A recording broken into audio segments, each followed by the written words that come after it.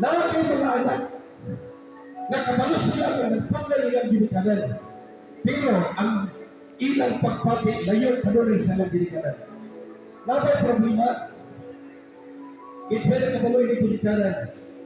Kakabati ka na ninyo, ang inyong mga anak, nagtuon na ulti na sa ilang.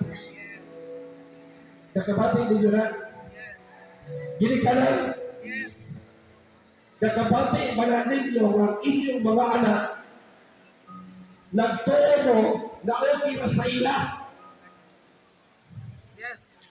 Kakabati man ninyo, lain, kakabati na ninyo, wala kayong pagbati.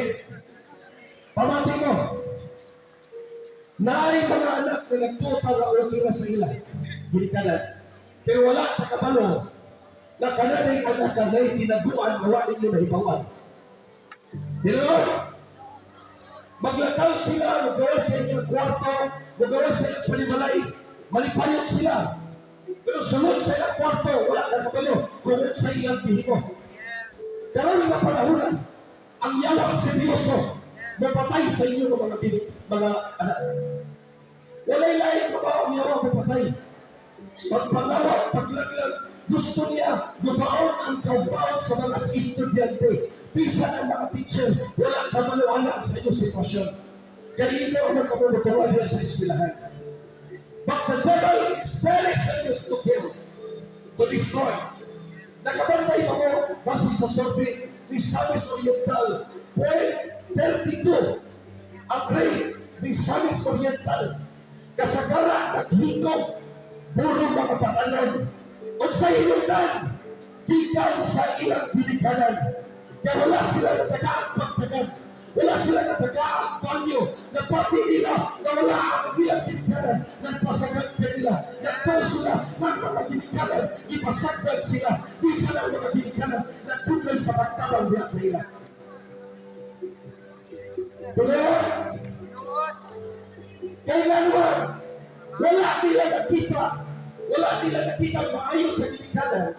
Bisa ng ginikanan nagkapag maayos sa ila. Tawag kay ang ilang relasyon halayo sa ginikanan. Pinoon, pag-abot tingkat sa eskwela, diretso sa kwarto. Pag-abot sa pagpanawag, kasapan pa sa ginikanan. O ingon pa rin ang ginikanan, ginikaman para sa iyo. Pinoon, ang anak na tuwa sa eskwelahan, pagkurang ikasapan, pagkurang na problema na ko kayo, pagkabot sa balay, di say ang iyang kasinatin. O sa iyang buhaton, malipay siya. Malipay siya nila. Malipay siya nila. O sa iyang buhaton, ang pinaka-the best na desisyon niya na mag-self-pity siya.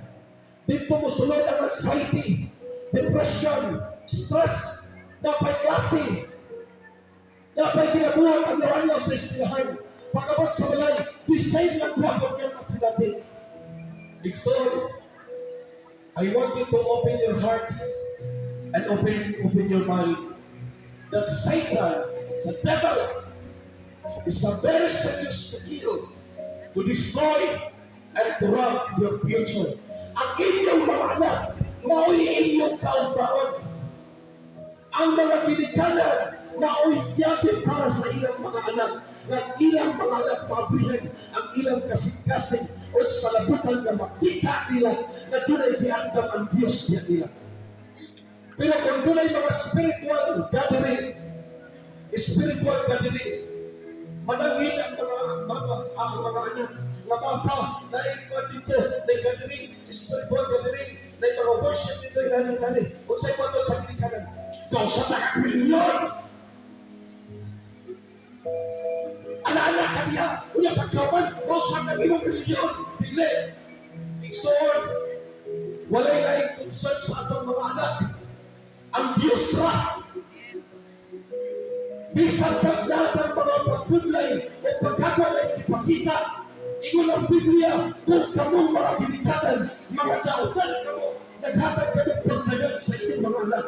At sa pagkaambahan na tuwa sa langit, na mas labaw pa kayo, na naghatag o pagtihan sa inyong mga anak.